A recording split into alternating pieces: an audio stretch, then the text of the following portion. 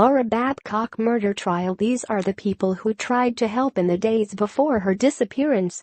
A former boyfriend turned private detective, a good Samaritan and a random act of kindness, and so many friends who offered up a place to crash.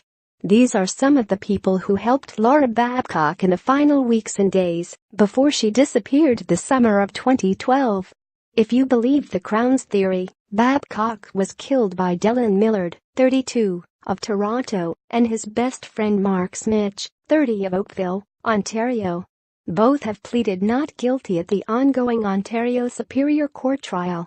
Read CBC Toronto's previous coverage of the Babcock murder trial. Babcock, the jury has heard, was the odd woman out in a love triangle involving Millard and his girlfriend at the time, Christina Nauja, also of Toronto. Over the last 2 weeks, the prosecution has followed Babcock's path, where she was, and who she was spending time with, up until the evening of July 3. Her body was never found. These are among the last people to spend time with Babcock, all of them trying to help her in their own way. Millard, left, and Smich, right, have pleaded not guilty to first-degree murder. Facebook, Instagram, an amazing girl with a big heart. That's how Sean Lerner remembers his former girlfriend. The two had long broken up by that summer, but remained close friends. Lerner, 29, had given Babcock her most cherished possession, after all, her little Maltese dog named Lacey. He told the jury the last time he saw Babcock was at the end of June 2013.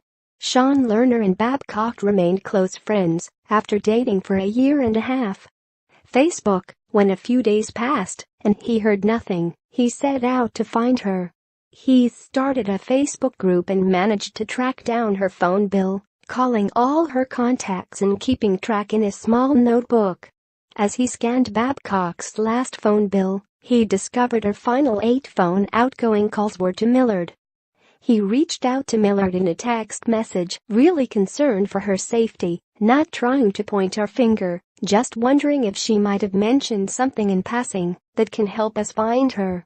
Millard eventually wrote back, "Heard about that, don't know where she is." Lerner pressed Millard to meet him for coffee at Starbucks in Mississauga. Millard told him Babcock was mixed up with drugs and the wrong people. Millard, Center, questions Lerner in court on October 24. Pam Davies, CBC. Before they parted ways, Millard told Lerner he should have no reasonable expectation of finding her. Millard, who is acting as his own lawyer, questioned Lerner's recollection of their encounter. Lerner remained steadfast. "This was probably the most important meeting of my life. The things I remember clearly. Jessica Travers met Babcock by chance. The pastry chef, 29, was smoking a cigarette at midnight on her front porch in late June and watched as a cab pulled up and a young woman, with a pile of luggage and a tiny white dog, got out and settled on a park bench. Travers, who testified on October 30, crossed the street to introduce herself. Pastry chef Jessica Travers, 29, reached over and patted Babcock's parents on the shoulders after she finished her testimony. Chris Dauncey, CBC. Babcock told Travers she had nowhere to go.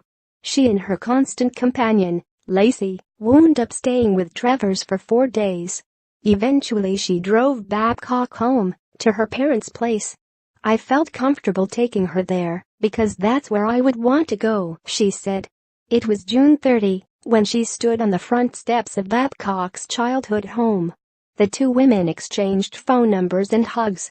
They'd talk again later the same day. Travers let Babcock know she forgot Lacey's food and water dishes and a pair of sunglasses at her apartment. Babcock promised she'd pick them up. She never did. Millard turned and glared at the public gallery as Justice Michael Code called Travers a good Samaritan, thanking her for her act of kindness.